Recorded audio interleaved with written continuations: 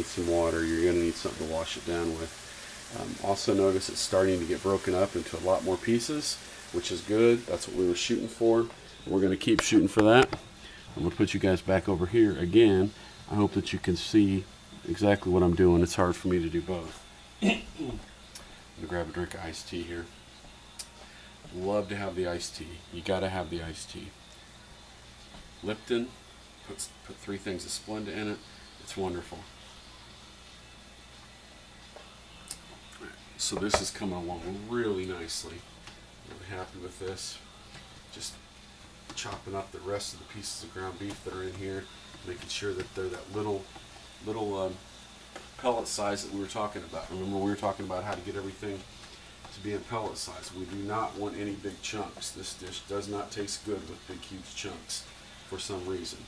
We experimented with all different ways of taking and cooking this, and this seems to be the best way. So we're trying to chop everything up to make sure that we get it down to the little pellet size that we were telling you about, because what we're going to show you what I'm making if I can't make it the proper way. Now sometimes it's not going to chop up much thinner. You're going to have to do the best you can do, but just try not to make any big, huge chunks. No food faux pas, right? We don't want to do that. We want to keep cooking. So I'm going to keep chopping this stuff up. We look like we're about 25% left on making this brown. I'm going to get all these onions off the side, because those onions have just soaked up all that cayenne, all that cumin, all that oregano. It's taken all that in. And you don't need to lean over to smell this. You can smell it up here, and it is hot. I'm smelling it up here, and it's real hot. So I can just imagine what it's going to taste like, which probably means that it'll taste good. By the way, we're doing this at like 1:47 in the morning. I don't know if you want to do that. Maybe, might enhance it. Might be coming home from the bar looking for something to eat. Whatever you do. I don't really go out to the bars, so it's not my thing, but it might be your thing. So if it is, this will be good to soak up all that alcohol. Just turn it over a few more times. Oh my gosh, this looks good.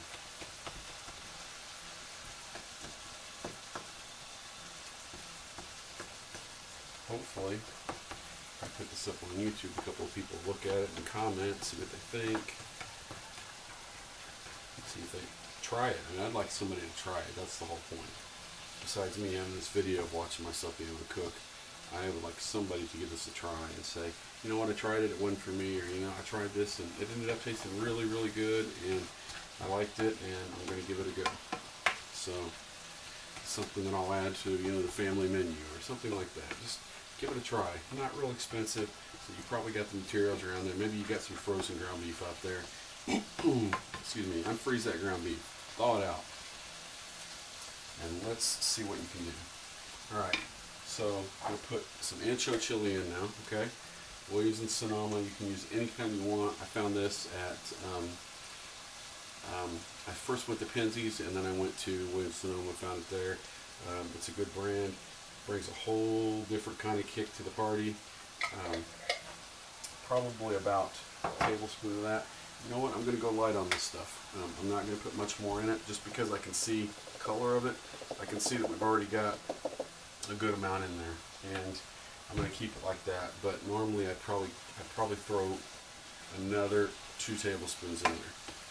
So we've got all this in here now, and the kind of thing that you're looking for here is, once it gets done at this point, you almost want to just be able to take this meat and put it on top of spaghetti and eat it like that, because it should have its own sort of sauce already there. And I'm already starting to get a little choked up from it, because it's hot. I'm inhaling this, and I'm tasting how hot it's getting, and it's getting real hot. It should have its own little gravy almost, its own sauce, and it's starting to do that. The ground beef is getting broken up, just like we wanted it broken up. It's getting well cooked, and it's just going to be a matter of distributing that ancho. Oh my! was a big hit of spice there. Just going to be a matter of distributing that ancho and that cayenne out to all this stuff to make sure that everybody gets invited to the party gets something. So that's the whole goal. But this, it's getting chopped up real nice. Let's do the old camera over here. Check it out. Check the color out on that. It's great.